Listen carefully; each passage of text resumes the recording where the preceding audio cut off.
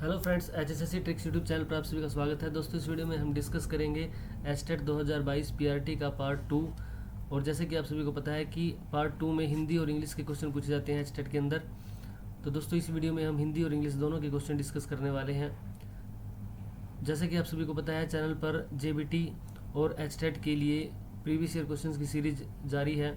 दोस्तों, चैनल को आप सब्सक्राइब जरूर करें और ज़्यादा से ज़्यादा शेयर करें ताकि ज़्यादा से ज़्यादा कैंडिडेट तक ये वीडियो पहुँच पाए।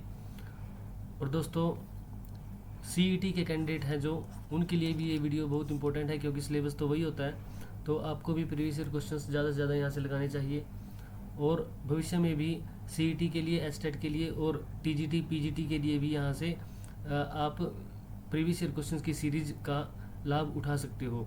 इसलिए चैनल को सब्सक्राइब जरूर करें और ज़्यादा से ज़्यादा शेयर करें। तो दोस्तों, वीडियो की शुरुआत करते हैं। देखिए, सबसे पहला क्वेश्चन क्या है, निम्न में से कौन सा शब्द पुल्लिंग है। दोस्तों, आशा जो है वो स्त्रीलिंग होता है, व्यवहार पुल्लिंग होता है, सुंदरता स्त्रीलिंग है, मनोहारिणी ये भी स्त्रीलिंग है। यदि आपको किसी भी शब्द में अंदाज़ा ना लगे कि स्त्रीलिंग है या पुल्लिंग है, आप उसको सेंटेंस में यानी कि वाक्य में यूज़ करके देखिए।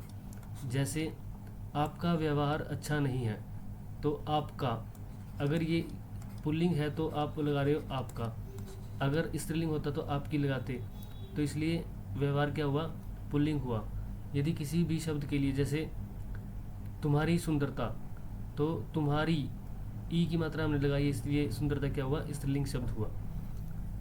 नेक्स्ट क्वेश्चन देखिए, पिताजी बहुत देर से टहल रहे हैं, वाक्य में कौन सी क्रिया प्रयुक्त हुई है।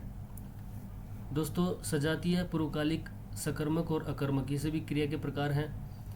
तो यहाँ पे देखते हैं कौन सी क्रिया यूज हुई है। पिताजी बहुत देर से टहल रहे हैं, हमने प्रश्न पूछना है क्या।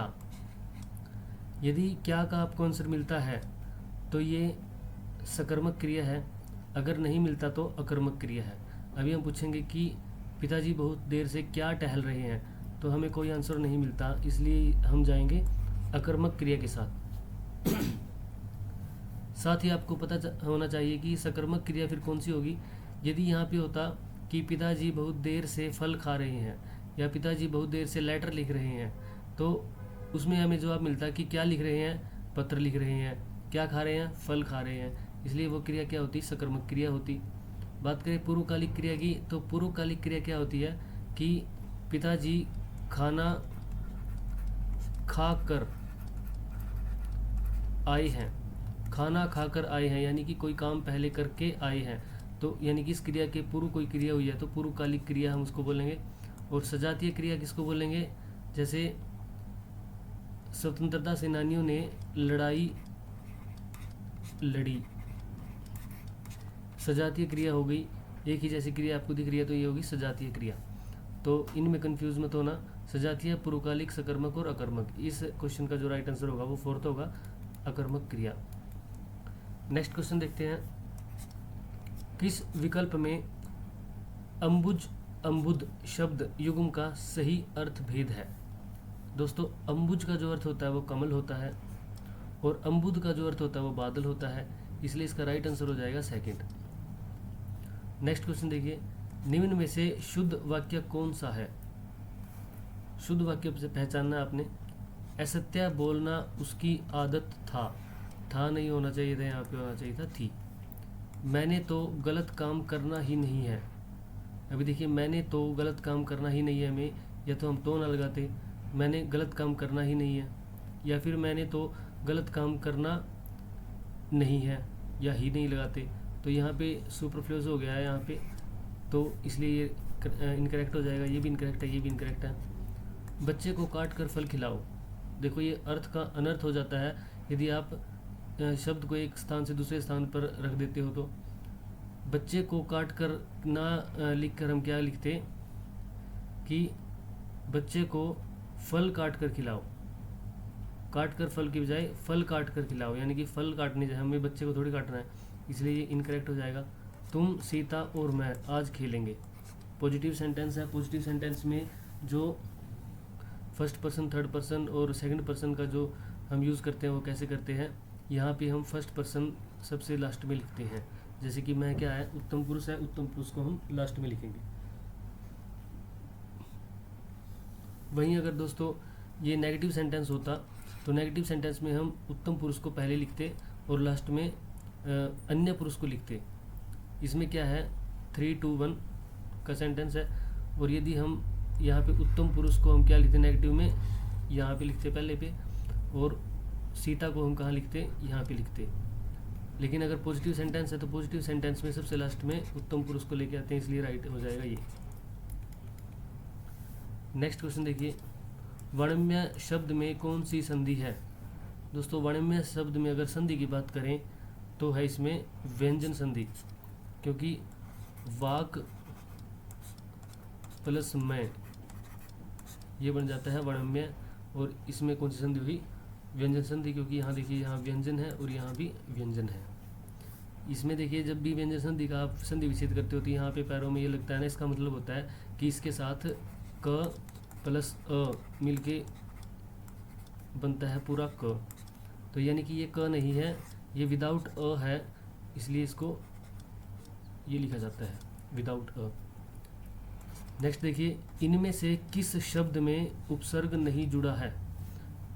उपसर्ग क्या होता है दोस्तों, देखिए कोई भी अगर आपके पास शब्द है, उसके यदि स्टार्टिंग में कोई चीज़ लगी हुई है और एंड में कोई चीज़ लगी हुई है, उनको बोलते हैं हम उपसर्ग और प्रत्यय। तो लास्ट में जो लगता है उसको बोलते हैं हम प्रत्यय, और स्टार्टिंग में जो लगता है उसको क्या बोलते हैं, उपसर्ग। तो यहाँ पे बोला है कि उपसर्ग नहीं जुड़ा, यानी कि स्टार्टिंग में अगर हम तोड़ें तो स्टार्टिंग से हमें उपसर्ग मिलना चाहिए। देखिए विनम्रता, नम्रता प्लस वी प्लस नम्रता, विनम्रता, इसमें तो क्या है, स्टार्टिंग में उपसर्ग लगा हुआ है, इसलिए ये राइट आंसर नहीं होगा। स्व प्लस अच्छ, स्वच्छ, इसमें क्या है, इसमें भी उपसर्ग जुड़ा हुआ है स्टार्टिंग में।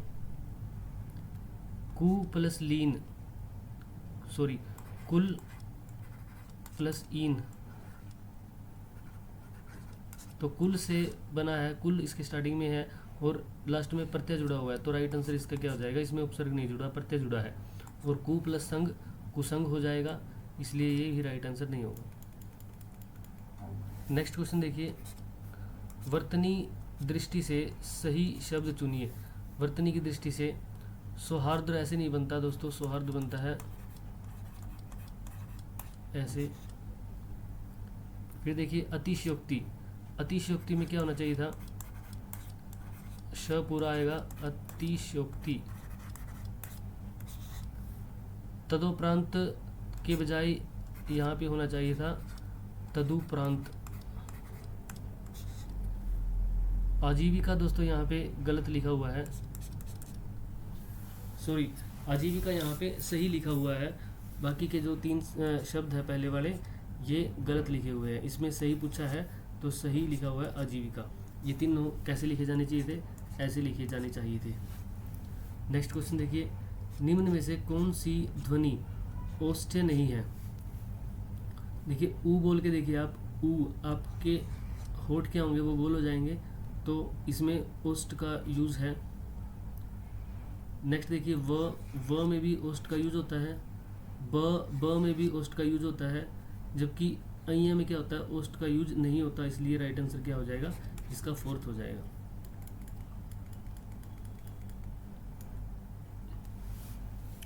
नेक्स्ट क्वेश्चन देखिए, जंगल की अग्नि के लिए सही शब्द चुनिए। दोस्तों जंगल की अग्नि के लिए सही शब्द क्या होता है, दावाग्नि होता है, दावाग्नि। दावानल भी आपको कई जगह मिलता है, दावानल, क्योंकि अनल जो होता है वो भी अग्नि का पर्यायवाची होता है, इसलिए दावानल भी बोल देते हैं, दावाग्नि भी बोल देते हैं। और ये क्वेश्चन कई बार पूछा जाता है, कई बार दावानल पूछ लेते हैं, कई बार दावाग्नि पूछ लेते हैं। नेक्स्ट क्वेश्चन देखिए, के लिए और को किस कारक के चिन्ह है? इसलिए आपको कारक भी पता होना चाहिए। देखिए हम सबसे पहले कौन सा कारक पढ़ते हैं, कर्ता ने कर्म को, कर्ता ने कर्म को करण से संप्रदान को के लिए, संप्रदान को के लिए, जब हम ऐसे लिखते हैं ना तो हमें पता चल जाता है कि को और के लिए जो है वो संप्रदान में यूज होते हैं। राइट आंसर क्या हो जाएगा? सेकंड, 43rd का सेकंड राइट आंसर हो जाएगा। नेक्स्ट क्वेश्चन देखिए, मधुरिमा शब्द में कौन सा प्रत्यय जुड़ा हुआ है? मधुरिमा प्रत्यय मैंने भी बोला था कि शब्द के जो लास्ट में जुड़ेगा वो प्रत्यय होगा, स्टार्टिंग में जो जुड़ेगा वो उपसर्ग होगा। तो मधुरिमा में कौन सा प्रत्यय जुड़ा हुआ लास्ट में? रीमा नहीं है, इमा प्रत्यय इसमें है। तो 40 का राइट आंसर हो जाएगा सेकंड। नेक्स्ट क्वेश्चन देखिए, कवि शब्द का स्त्रीलिंग रूप होगा। अभी कवि शब्द का स्त्रीलिंग रूप देखिए, सारे के सारे कवियत्री लिखा हुआ है, ये भी कवियत्री, ये भी कवियत्री। इसमें आपको स्त्रीलिंग ना चेक करके एक प्रकार से ये स्पेलिंग चेक कर रहा है कि आपको कवियत्री की स्पेलिंग आती है या नहीं। तो मिस स्पेल्ड का क्वेश्चन है, मिस स्पेल्ड का क्वेश्चन है। तो कवियत्री की स्पेलिंग कैसे होती है दोस्तों? कवियत्री की जो स्पेलिंग होती है, ये जो सेकंड में लिखी हुई है, ये राइट स्पेलिंग होती है, कवयित्री होता है। अब कवि से हम क्या कई बार क्या बोलते हैं? कवि, कवियित्री, यानी कि वह पे ही हम बोलते टाइम मात्रा लगा देते हैं, इसलिए हमारा क्वेश्चन ये इनकरेक्ट हो जाता है। लेकिन आप इसको जब भी बोलोगे ऐसे बोलना कवयित्री, तब आपका ये क्या होगा? ये क्वेश्चन गलत नहीं होगा। जैसे आप बोलोगे वैसे ही आप स्पेलिंग वहाँ पे एग्जाम में लिख के देखोगे, और इसीलिए आपका क्वेश्चन वहाँ पे गलत होगा। पहले से ही आप जब इंग्लिश की हो, या आप इंग्लिश की मिसस्पेल्ड कर रहे हो या हिंदी के मिसस्पेल्ड कर रहे हो, तो दोस्तों आप उसको वैसे ही प्रोनाउंस करो जैसे कि स्पेलिंग लिखी हुई है, तभी आपका क्वेश्चन ठीक होगा। नेक्स्ट क्वेश्चन देखिए, वज्रदेह शब्द में कौन सा समास है? वज्रदेह शब्द अव्ययभाव है, तत्पुरुष है, कर्मधारय है या द्वंद्व है? दोस्तों वज्रदेह आप लिख के देखोगे, जब आप लिखते हो वज्र और देह, इसमें क्या है? देह क्या है? नाउन है, और वज्र क्या है? वो उसकी विशेषता को बता रहा है, एडजेक्टिव हो गया एक प्रकार से। तो यानी कि जिसमें विशेषता बताई जाती है वो समास कौन सा होता है? वो कर्मधारय समास होता है। अव्ययभाव समास कौन सा होता है? जैसे आप बोलोगे कि यथासंभव, यथाशक्ति, वो समास कौन सा होता है? अव्ययभाव समास होता है। तत्पुरुष, रसोई घर, रसोई के लिए घर, वो कौन सा समास होता है? तत्पुरुष समास होता है। द्वंद्व, माता पिता, माता और पिता, वो द्वंद्व समास होता है। इसलिए दोस्तों इसका राइट आंसर तो क्या होगा? कर्मधारय होगा। नेक्स्ट क्वेश्चन देखिए, निम्न में से कौन सा शब्द तद्भव नहीं है? कौन सा शब्द तद्भव नहीं है? सूरज, आग, पुत्र, चितेरा। तो दोस्तों पुत्र जो है वो तद्भव नहीं है, ये तत्सम शब्द है। बाकी के सूरज का सूर्य, आग का अग्नि, और इसका आप देख के कमेंट सेक्शन में बताना कि चितेरा का क्या होता है? तत्सम शब्द। नेक्स्ट क्वेश्चन देखिए, अरे जरा इधर तो आ, वाक्य में अव्यय का भेद इंगित करें। कौन सा अव्यय का भेद है? देखिए आप यहाँ पे देख के डायरेक्ट अंदाजा लगा सकते हो कि ये विस्मयादि बोधक है। तो इसका राइट आंसर क्या हो जाएगा? फोर्थ। दोस्तों ये थे हिंदी के 15 क्वेश्चन जो एचटेट पीआरटी में पूछे गए थे, और ऐसे ही क्वेश्चन आपको जेबीटी में और आगे एचटेट पीआरटी में देखने को मिलेंगे। इसलिए जो भी टॉपिक यहाँ पे पूछे गए हैं उन टॉपिक को आप बड़े अच्छे से कर लेना, वो बहुत आपको यूज़फुल साबित होंगे, एडवांटेजेस होंगे। दोस्तों जिनको इंग्लिश के क्वेश्चन करने हैं, आगे हम इंग्लिश के 15 क्वेश्चन करेंगे। सबसे पहला क्वेश्चन देखिए आप, synonym of hate is. Hate का सिनोनिम क्या है? यहाँ पे देखिए, हेट यानी कि डिसलाइक। यदि आप किसी से नफरत करते हो तो आप उसको लाइक नहीं करते, इसलिए इसका सिनोनिम क्या हो जाएगा? डिसलाइक हो जाएगा। यदि बात करें डोकाइल क्या होता है, क्रीप क्या होता है, एंगर क्या होता है? एंगर गुस्सा होता है, क्रीप रेंगना होता है, डोकाइल क्या होता है दोस्तों? विनम्र, विनीत डोकाइल होता है। नेक्स्ट क्वेश्चन देखिए, the young one of a bear is. Bear क्या होता है? भालू होता है, उसका यंग वन यानी कि उसके बच्चों के। ऐसे क्वेश्चन बहुत बार पूछे जाते हैं दोस्तों, कि किसी जानवर के बच्चे को पूछ लेते हैं क्या बोलते हैं। कभी हॉर्स का पूछ सकते हैं, वो काऊ का पूछ सकते हैं, कभी किसी दूसरे जानवर का पूछ सकते हैं, लायन वगैरह का। तो इसका राइट आंसर क्या होगा दोस्तों, कब इसका राइट आंसर होगा। जो भालू है उसके बच्चे को हम कब बोलते हैं। साथ में आपको ये पता होना चाहिए कि काफ, फान और फोल किसके बच्चे को बोलते हैं। तो काफ तो क्या होता है, बछड़ा होता है, गाय के बच्चे को बछड़ा बोलते हैं हम। साथ में जो फान होता है वो हिरन के बच्चे को बोलते हैं फान, और फोल जो बोलते हैं हम हॉर्स यानी कि घोड़े के बच्चे को बोलते हैं। नेक्स्ट क्वेश्चन देखिए, fill in the blanks with the correct preposition. Preposition पूछी गई है दोस्तों इसमें। The boy fell dash the well dash 10 o'clock। देखिए जब भी इसमें इन, इनटू और इन, यानी कि इन और इनटू के बारे में आपकी नॉलेज चेक कर रहा है वो एग्जामिनर। तो इन कहाँ पे आता है, इन आता है दोस्तों जब आप एक ही इन्वायरमेंट के अंदर हो। जैसे स्टूडेंट क्लास के अंदर बैठे हुए हैं तो हम बोलेंगे students are in the class. लेकिन जब स्टूडेंट बाहर से क्लास के अंदर एंटर करता है तो हम क्या बोलेंगे, student goes into the class. तो यहाँ पे क्या हो रहा है, बॉय बाहर से कुएं के अंदर गिरा है, वो बाहर है और वो क्या हुआ है, कुएं के अंदर गिरा है बॉय। तो अंदर पानी है, बाहर हवा है, उसका जो मीडियम है वो चेंज हुआ है। तो जब मीडियम चेंज होता है ना तो हम लगाते हैं इनटू। तो यानी कि फर्स्ट नहीं होगा और फोर्थ नहीं होगा, इनटू आएगा फर्स्ट में, इनटू द वेल। फिर देखिए डैश o'clock, एट या ऑन। जब भी टाइम की बात आती है तो हम एट यहाँ पे यूज़ करते हैं। यदि यहाँ पे होता है कि संडे मंडे ऐसे आता तो हम फिर ऑन लगाते, ऑन संडे। ये भी टाइम है तो एट लगाएंगे। तो राइट आंसर कौन सा हो जाएगा, सेकंड वाला, into and eight. Next question देखिए, fill in the blanks with the correct forms of the verb. Verb की करेक्ट फॉर्म बतानी है आपने। What dash you dash with this knife yesterday, यानी कि आपने इस चाकू के साथ कल क्या किया। यस्टरडे की बात हो रही है, यानी कि टेंस कौन सा है, पास्ट, क्योंकि कल की बात हो रही है, बीते हुए कल की। तो पास्ट टेंस आएगा। पास्ट टेंस कैसे यूज़ करते हैं हम, वर्ब की सेकंड फॉर्म लगाते हैं पास्ट सिंपल में। अगर पास्ट सिंपल में वर्ब की सेकंड फॉर्म लगाते हैं तो यहाँ पे देखिए डू फर्स्ट फॉर्म है, डू फर्स्ट फॉर्म है, डिड सेकंड फॉर्म है, डिड सेकंड फॉर्म है। एक चीज़ आपको क्या सीखनी है कि जो वर्ब की सेकंड फॉर्म होती है ना, यदि हम लगा दें कि डिड प्लस वर्ब की फर्स्ट फॉर्म, तो ये भी क्या काम करती है, वर्ब की सेकंड फॉर्म का काम करती है। इसलिए हम डिड प्लस वर्ब की फर्स्ट फॉर्म, यहाँ पे देखिए डू तो नहीं आएगा, फर्स्ट फॉर्म नहीं आएगी, फर्स्ट फॉर्म नहीं आएगी, यहाँ पे सेकंड फॉर्म लेंगे। लेकिन सेकंड फॉर्म के बाद फिर हम फर्स्ट फॉर्म लगानी पड़ेगी। डिड के साथ डिड का यूज़ हम कभी नहीं करते, और यहाँ पे ये दोनों वैसे ही नेगलेक्ट हो जाते हैं, क्योंकि डू क्या है, फर्स्ट फॉर्म है। तो डिड के बाद क्या करते हैं, वर्ब की फर्स्ट फॉर्म का। तो थर्ड इसका राइट आंसर हो जाएगा, what did you do with this knife yesterday. और एक चीज़ हमेशा याद रखना, जैसे क्वेश्चन वर्ड है, ये WH वर्ड है, लास्ट में क्वेश्चन मार्क भी है, तो वट के बाद हमेशा क्या लगाते हैं, हेल्पिंग वर्ब लगाते हैं। यहाँ पे इसने हेल्पिंग वर्ब का काम भी किया है, और वर्ब की सेकंड फॉर्म को बनाने के लिए डिड और उसके बाद वर्ब की फर्स्ट फॉर्म का यूज़ करेंगे।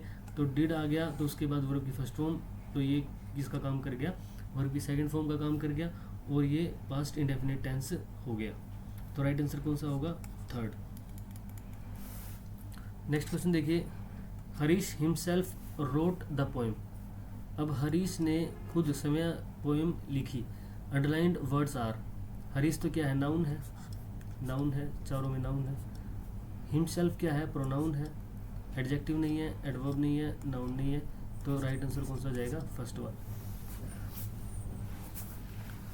नेक्स्ट क्वेश्चन देखिए, द मिल्क हैज़ टर्न्ड सोर। मिल्क क्या है, खट्टा हो गया। अंडरलाइंड वर्ड इज, तो अंडरलाइन जो वर्ड है वो क्या है, सोर के नीचे अंडरलाइन है, और ये किसकी विशेषता बता रहा है, तो मिल्क की विशेषता बता रहा है। और मिल्क क्या है दोस्तों, मिल्क है नाउन। नाउन की जो विशेषता बताता है वो होता है एडजेक्टिव, तो एडजेक्टिव हो जाएगा, राइट आंसर हो जाएगा थर्ड। देखिए नाउन है ना जो, ये मिल्क नाउन है। अगर नाउन के स्थान पे कोई शब्द आते हैं तो वो प्रोनाउन होता है। वर्ब की जो विशेषता बताते हैं वो एडवर्ब होती है। नेक्स्ट क्वेश्चन देखिए, the superlative degree of far is, far की सुपरलेटिव डिग्री पूछी है दोस्तों, तो फार, फार्दर, फारदेस्ट, ये होती है इसकी सुपरलेटिव डिग्री। मोस्ट फार, मोस्ट फार्दर नहीं यूज़ करेंगे। ये कंपैरेटिव हो गई, ये पॉजिटिव डिग्री है इसकी, और ये सुपरलेटिव डिग्री है।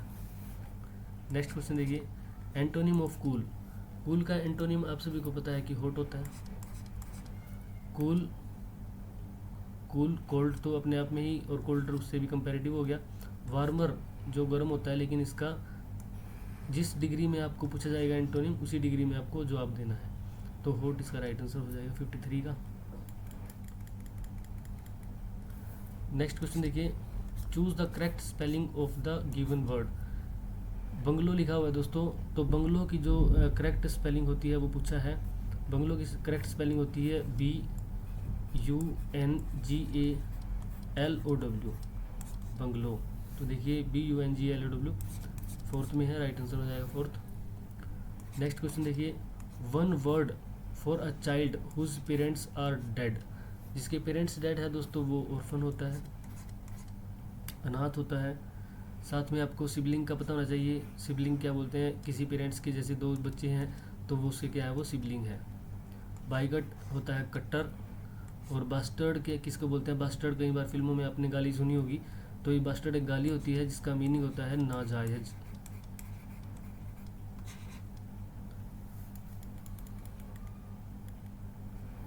नेक्स्ट देखिए, choose the part of the sentence that is incorrect. Keats is a quite good poet among the romantic poets। Keats क्या है, एक पोइट है, और ये यहाँ पे एक नाउन का काम कर रहा है, और ये नाम है एक दोस्तों। और नाम क्या होते हैं, सारे नाउन होते हैं। इज एक हेल्पिंग वर्ब है, लेकिन यहाँ पे इसके बाद आपको कोई वर्ब नहीं देखने को मिल रही है। हेल्पिंग वर्ब के साथ साथ मेन वर्ब का भी काम कर रही है। Keats is a quite good poet. अभी देखिए पोइट क्या है, ये नाउन हो गया, नाउन की विशेषता गुड बता रही है, एडजेक्टिव हो गया। अमंग कहाँ लगाते हैं दोस्तों, अमंग वहाँ लगाते हैं जब अमंग द रोमांटिक पोइट्स, यानी कि बहुत सारे रोमांटिक पोइट्स हैं जो उनमें से एक जो कौन है, कीट्स है, तो वहाँ पे हमने अमंग का यूज़ किया। जहाँ पे मोर देन टू के बीच में हम किसी व्यक्ति की विशेषता बताते हैं तो उसमें हम अमंग का यूज़ करते हैं, लेकिन अगर दो में से बताते तो फिर हम बिटवीन का यूज़ करते हैं। तो यहाँ पे देखिए एरर कहाँ पे है, एरर है दोस्तों यहाँ पे अ क्वाइट। और एरर भी क्या है, ग्रामेटिकल कोई एरर नहीं है, बस इन्होंने क्या लिखा है, जो QUI की बजाय ये क्या होना चाहिए था, QUITE, ये राइट होता है यहाँ पे। अभी ये ET लिख के इन्होंने गलत कर दिया, क्योंकि ET जो क्वाइट होता है उसका मीनिंग होता है शांत, चुप। और यहाँ पे जो ये वाला यूज होना चाहिए था कि गुड पोइट है, क्वाइट गुड, यानी कि अलग से इसकी विशेषता बताते हैं कि कंपैरेटिवली गुड पोइट है, तो ये क्वाइट आना चाहिए था यहाँ पे। आप हमेशा देखना, इसकी स्पेलिंग में भी कंफ्यूज मत होना कि क्यू के साथ कोई भी वर्ड यूज़ होता है ना, तो मैक्सिमम उसकी स्पेलिंग में QUI, उसके बाद अलग अलग स्पेलिंग हो सकती है अलग अलग वर्ड की, ये तो होता ही है। तो आपने क्या करना है, एक तो होता है ET और एक होता है TE। इस प्रकार आप इसकी स्पेलिंग दोनों की याद रख सकते हो। नेक्स्ट क्वेश्चन देखिए, तो इसका राइट आंसर क्या हो गया, बी में एरर है। और एरर क्या है, इसकी इसमें जो स्पेलिंग है ना, इसकी जगह पे ये स्पेलिंग होनी चाहिए थी। देखते हैं दोस्तों next question, choose the grammatically correct sentence. देखिए यहाँ पे ग्रामेटिकली, इसकी स्पेलिंग आप देख लीजिए, डबल M आता है और A यहाँ पे भी A। अक्सर क्या लिख देते हैं स्टूडेंट एग्ज़ाम में, GRAMMER, E नहीं आता, लास्ट में भी A आता है, या कई बार M डबल नहीं लगाते, सिंगल M लगा देते हैं, तो A यहाँ पे A और डबल M। अब देखिए सेंटेंस क्या है, John has been living in Egypt for 1942। अब देखिए जब भी ऐसा सेंटेंस होता है ना कि सिंस फॉर का यूज़ होता है जिसमें, और वो 1942 से कहीं पे रह रहा है, तो दोस्तों ऐसे सेंटेंस होते हैं कैसे,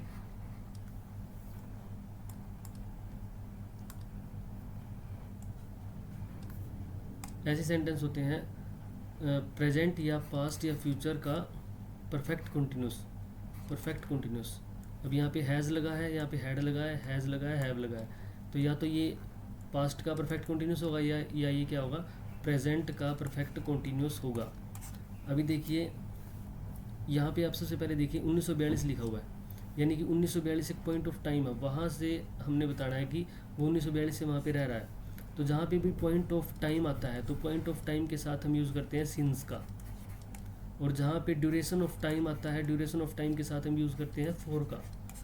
तो यहाँ पे पॉइंट ऑफ टाइम दिया है, यानी कि फॉर वाला सेंटेंस गलत हो जाएगा। अभी देखिए सिंस वाले 2 सेंटेंस बचते हैं।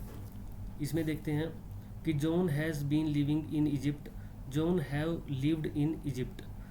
तो परफेक्ट जो कंटिन्यूस टेंस होता है उसमें हैज़ बीन लगाते हैं, हैज़ बीन वर्ब की फर्स्ट फॉर्म के साथ आईएनजी, इसलिए थर्ड जो होगा वो राइट होगा। और जॉन के साथ हैव का यूज़ नहीं करेंगे, जॉन सिंगुलर है, अकेला है, तो हैज़ इसके साथ आता है, ऐसे भी आप इसको करेक्ट कर सकते हो। दोस्तों एक सेंटेंस को आप कई तरीके से करेक्ट कर सकते हो, और कई चीज़ों को आप क्या कर सकते हो, नेगलेक्ट करके उनको ऑप्शन से बाहर कर सकते हो। तो ये भी एक तरीका होता है क्वेश्चन को करने का। नेक्स्ट क्वेश्चन देखिए, choose the correct option to fill in the blank. Blank fill करने के लिए आप करेक्ट ऑप्शन को, आर्टिकल पूछे हैं इसमें, ए एन और द क्या होते हैं, आर्टिकल होते हैं दोस्तों। तो आर्टिकल में आप क्या करोगे, N R I, Amartya Sen Gupta is dash N R I. जब भी ऐसा आता है ना आपको एमएलए पूछे या एमपी पूछे या एनआरआई पूछे, तो इसमें क्या है, आप जो फर्स्ट जो लेटर है उसको लिख के देखो हिंदी में। एन को कैसे लिखोगे, एन लिखोगे आप ऐसे, यानी कि पहले साउंड आएगी ए की, और ए कैसी साउंड होती है, वाउल साउंड होती है, और वाउल साउंड के साथ आप लगाते हो एन। तो राइट आंसर क्या हो जाएगा, सेकंड वाला एन राइट आंसर हो जाएगा। नेक्स्ट क्वेश्चन देखिए 60। दोस्तों यहाँ पे ए किसके साथ लगाते हैं, जहाँ पे वाउल साउंड ना होकर कॉन्सोनेंट साउंड आती है, और द वहाँ पे लगाते हैं जहाँ पे कोई चीज़ स्पेसिफिक होती है, स्पेसिफिक। जैसे I still remember the friends I met in my college.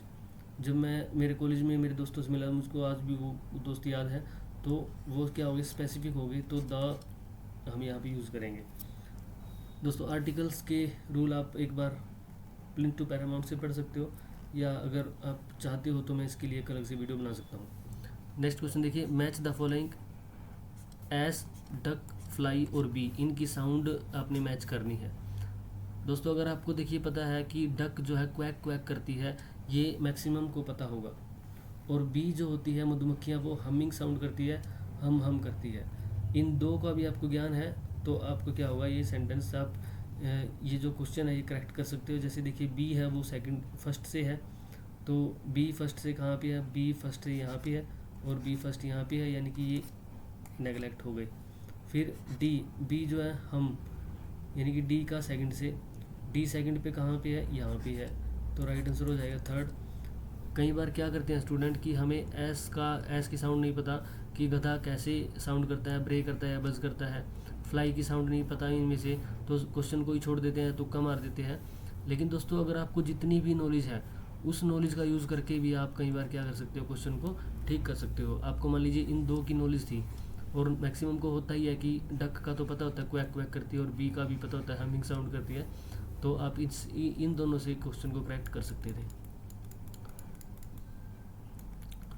तो दोस्तों ये थे इंग्लिश के 15 क्वेश्चन, इंग्लिश के 15 क्वेश्चन और हिंदी के 15 क्वेश्चन हमने पहले पढ़े, यानी कि इस वीडियो में हमने 13 क्वेश्चन का डिस्कशन किया। दोस्तों इस वीडियो में इतना ही। वीडियो को लाइक ज़रूर करें, शेयर करें ज़्यादा से ज़्यादा, ताकि मोटिवेशन मिले और ज़्यादा से ज़्यादा कैंडिडेट तक ये वीडियो पहुँचे। CET, HTET और PRT, TGT, PGT और JBT के सभी कैंडिडेट तक ये वीडियो आप पहुंचाओ, और जितनी ज़्यादा वीडियो शेयर होंगी, जितने ज़्यादा कमेंट आएंगे, जितने ज़्यादा लाइक आएंगे वीडियो पे दोस्तों, उतनी ही ज़्यादा मुझको मोटिवेशन मिलेगा, और ज़्यादा से ज़्यादा अच्छा कंटेंट मैं आपके लिए ला पाऊँगा। और दोस्तों कमेंट करके ज़रूर बताना कि आपको वीडियो ये कैसी लगी। अगर आपको किसी चीज़ में प्रॉब्लम है तो आप कमेंट करके बताएं, उसको सुधारा जाएगा। कोई आपकी सजेशन है तो वो भी आप बता सकते हो, आपकी सजेशन को भी ज़रूर मैं एक्सेप्ट करूँगा और उस पर काम करूँगा। अगर आपको कोई वीडियो चाहिए या किसी सब्जेक्ट के आपको MCQ चाहिए दोस्तों, वो भी आप कमेंट कर सकते हो, उस पर भी मैं काम करूँगा। तो दोस्तों इस वीडियो में इतना ही, मिलते हैं नेक्स्ट वीडियो में। टेलीग्राम चैनल है दोस्तों, डिस्क्रिप्शन बॉक्स में आपको लिंक मिलेगा, वो ज़रूर ज्वाइन कर लेना ताकि कोई भी क्वेरी है वहाँ पे आपको जल्द से जल्द रिप्लाई मिल सके। Thank you for watching the video.